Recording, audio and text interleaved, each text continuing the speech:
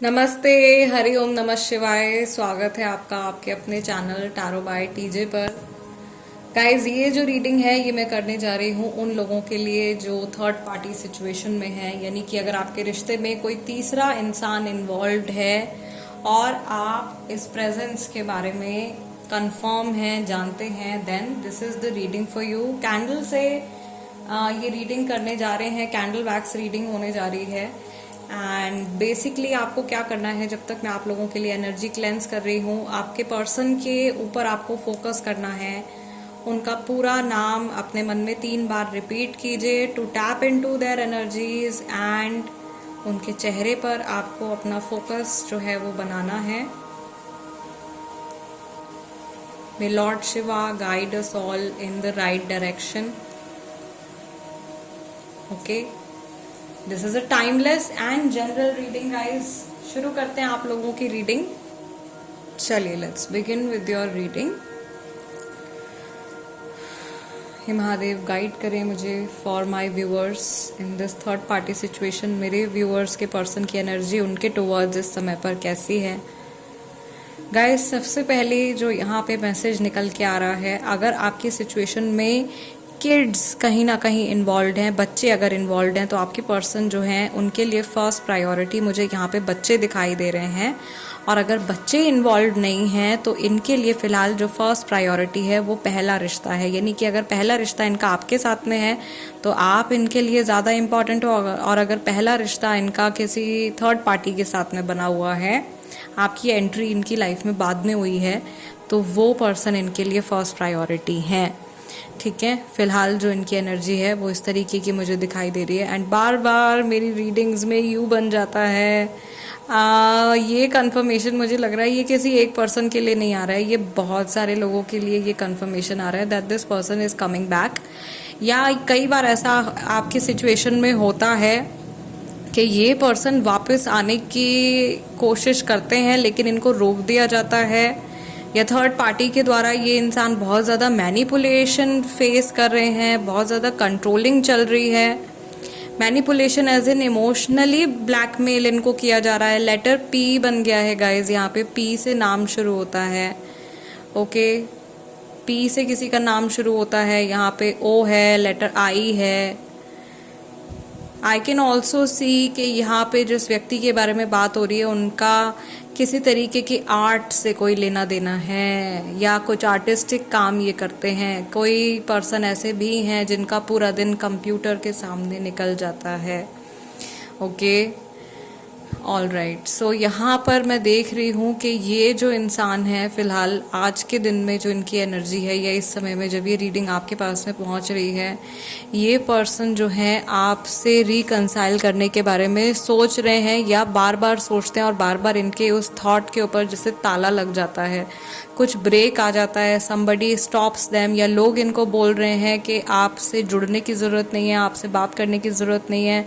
इनका मन इस बात को मान नहीं रहा है, इनका मन वापस से जैसे भाग के ही आपके पास में आ जाए वैसा लग रहा है। लेकिन किसी बहुत ही मेजर सिचुएशन में, गाइस लेटर ई भी मुझे यहाँ पे दिखाई दे रहा है। ई से भी कई लोग ऐसे हैं जिनका नाम शुरू होता है। किसी बहुत ही मेजर सिचुएशन में ये पर्सन जो है स्टक हैं, जिससे ये चाह कर भी निकल नहीं पा रहे हैं। या तो इन्होंने थर्ड पार्टी को कोई बहुत बड़ा कमिटमेंट दे दिया है, या थर्ड पार्टी से शादी हो गई है, वहाँ से ये बैक ऑफ नहीं कर पा रहे हैं। ये इंसान बहुत ज़्यादा सोसाइटी के बारे में सोच रहे हैं, अपनी इमेज को लेकर के बहुत कॉन्शियस है। ये पर्सन इमेज को लेकर के बहुत ज़्यादा कॉन्शियस हैं। लोग क्या कहेंगे इनके बारे में, फैमिली इनको जज करेगी, कलीग्स इनको जज करेंगे, दुनिया वाले क्या बोलेंगे, पड़ोसी क्या बोलेंगे, ये सब बातें ज़रूर इनके माइंड में आती हैं। दूसरा, मुझे ऐसा लग रहा है कि ये इंसान जो है मोस्टली अपनी लाइफ में इन्होंने जो भी डिसीजन लिए हैं वो लोगों से डिस्कस कर करके, या लोगों के वैलिडेशन के लिए ज़्यादा इन्होंने चीज़ें करी हैं अपनी लाइफ में, बजाय कि अपनी खुशी के लिए या अपने मन से कोई फैसले इन्होंने लिए हों। या फिर इनकी सिचुएशन जो है वो बचपन से ऐसी रही है कि इनको बार बार अपना मन मार के और दूसरों की खुशी के लिए जीवन जीना पड़ा है। ऐसी भी सिचुएशन मुझे यहाँ पे इस पर्सन की दिखाई दे रही है। कई सारे लोगों की एनर्जी है। सो प्लीज़ आप अपने हिसाब से मैसेजेस को समझिएगा कि किन के लिए क्या मैसेज निकल के आ रहा है। कई लोगों के लिए ऐसा भी लग रहा है कि इस इंसान ने जानबूझ करके आपको जैसे आउट कर दिया है, लाइफ से आउट कर दिया है।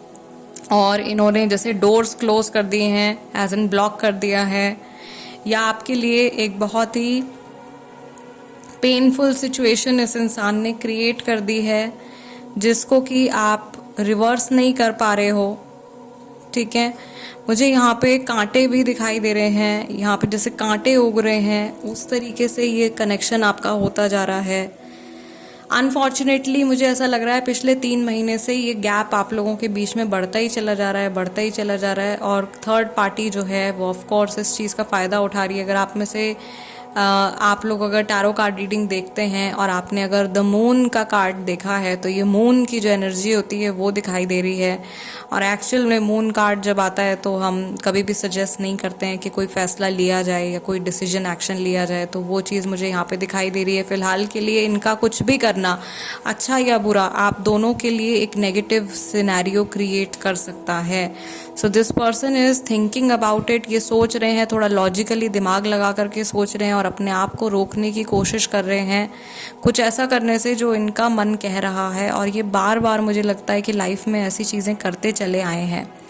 यहाँ पर मुझे कुछ टीचर्स की एनर्जी भी आ रही है, टीचर हैं या प्रोफेसर हैं, कई लोग यहाँ पे मेडिकल प्रोफेशन में भी हैं। मेडिकल प्रोफेशन वाले ज़्यादा नहीं हैं, शायद कुछ मे बी 10-15 लोग होंगे जो इस रीडिंग को देख रहे हैं जो मेडिकल प्रोफेशन से भी हैं। ठीक है, वर्क रिलेटेड कनेक्शन है आप में से बहुत सारे लोगों का। कोई पर्सन है यहाँ पे जो वेट कर रहे हैं किसी के डाइवोर्स हो जाने का। ओके, डाइवोर्स रिलेटेड सिचुएशन भी यहाँ पे मुझे दिखाई दे रही है। ऐसा लग रहा है कि इस टाइम पर जो ओवरऑल एनर्जी आप लोगों की बन रही है ना, जो कंप्लीट जो पैटर्न बना है फिलहाल के लिए, जो आज की एनर्जी है, इस समय की जो एनर्जी है, तीनों लोग जो भी इस सिचुएशन में इन्वॉल्व हैं, तीनों का जो कंप्लीट फोकस है वो इसी पर्सनल लाइफ सिचुएशन के ऊपर है फिलहाल। ओके, ऐसा लग रहा है जैसे दिन रात इसी सिचुएशन के बारे में सोच रहे हैं और तीनों के मन में बहुत उत्सुकता है या जो एक डीप डिज़ायर है to come out of this chaos, इस केओटिक सिचुएशन से, इस कंफ्यूजिंग सिचुएशन से बाहर निकलने के लिए। दूसरी चीज़ जो मुझे यहाँ पे दिखाई दे रही है, ऐसा लग रहा है कि ये इंसान हाथ बढ़ा करके आपसे मदद मांग रहे हैं या ये कहीं ना कहीं चाह रहे हैं कि आप इनको अप्रोच करें या आपकी तरफ से कुछ पहल हो, ताकि अगर आगे जाकर के कुछ गलती भी हो तो उसका ब्लेम ये आपके ऊपर डाल सके। ये बात भी कई लोगों के पर्सन के माइंड में आ रही है।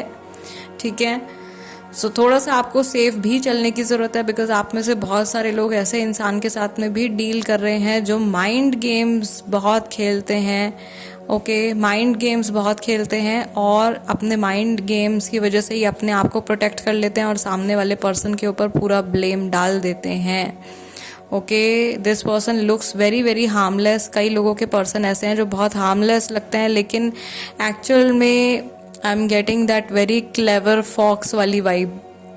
Okay, so be careful with this person. I would say 30-40% लोग जो ये रीडिंग देख रहे हैं उनको इस इंसान के प्रति थोड़ा सा केयरफुल रहने की ज़रूरत है। अगर ये इंसान वापस आते भी हैं आपकी लाइफ में तो हो सकता है कि थर्ड पार्टी से इनको रिजेक्शन मिले, उस टाइम पर ही आपके पास में वापस आएँ। आपको एज एन ऑप्शन भी काफ़ी समय तक इस व्यक्ति ने कंसिडर किया है और अभी भी ऐसा लग रहा है कि आप एक ऑप्शन की तरह इनकी लाइफ में दिखाई दे रहे हो, जिनके पास ये जब चाहें तब वापस जा सकते हैं। ऐसी पावर आपने इनको दे दी है, वो पावर गाइज आपको इनसे वापस लेनी होगी। ठीक है, आपको अपनी तरफ से चीज़ें क्लियर रखनी होंगी। आपको किसी के लिए ऑप्शन बनने की ज़रूरत नहीं है, ना आपको किसी के लिए कमज़ोर बनने की ज़रूरत है। ठीक है, आप अपने सर्वाइवल के लिए खुद जिम्मेदार हैं और खुद से आप सर्वाइव कर सकते हैं। You do not need anybody else. आपको इस इंसान के सपोर्ट की और हेल्प की ज़रूरत नहीं है टू फील नॉर्मल। क्योंकि मैं यहाँ पर जब मैं कनेक्ट करती हूँ एनर्जी से तो मुझे समझ में आता है कि आप लोगों की तरफ से भी जो एक मैसेज आ रहा है कि आपको बहुत ज़्यादा अधूरापन या आपको बहुत ज़्यादा you feel very incomplete and somehow आपने अपना भी ईगो जो है वो इस पर्सन से कहीं ना कहीं जोड़ दिया है। और आपको यही सजेशन है कि आप अपनी ईगो को इस कनेक्शन से डिस्कनेक्ट करें। अगर ध्यान से सोचें, अगर ये इंसान आपके लिए हेल्दी नहीं है, अगर आपके जीवन भर के एक्सपीरियंसेस इस इंसान के साथ में अच्छे नहीं रहे हैं, इन्होंने ज़्यादा करके आपको नेगेटिव एनर्जी दी है बजाय कि पॉजिटिव एनर्जी के, तो ऐसे इंसान से अपना कट ऑफ करना जो है वो बहुत ज़्यादा बेहतर है, बजाय कि आप लंबे समय तक किसी पेनफुल सिचुएशन में स्टक रहें।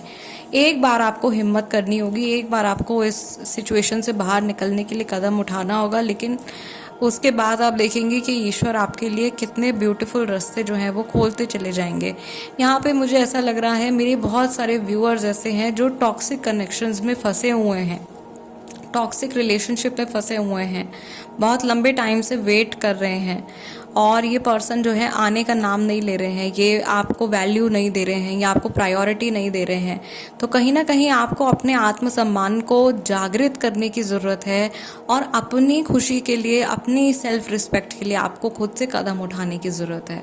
Okay, don't allow anybody to take you for granted. ये इंसान आपको फॉर ग्रांटेड ले रहे हैं, जिससे इनकी एनर्जी यहाँ पे मुझे दिखाई दे रही है। मैक्सिमम लोगों के लिए, सभी के लिए नहीं है ऑफ कोर्स, क्योंकि ये आपकी पर्सनल रीडिंग नहीं है गाइज, ये जनरल रीडिंग है।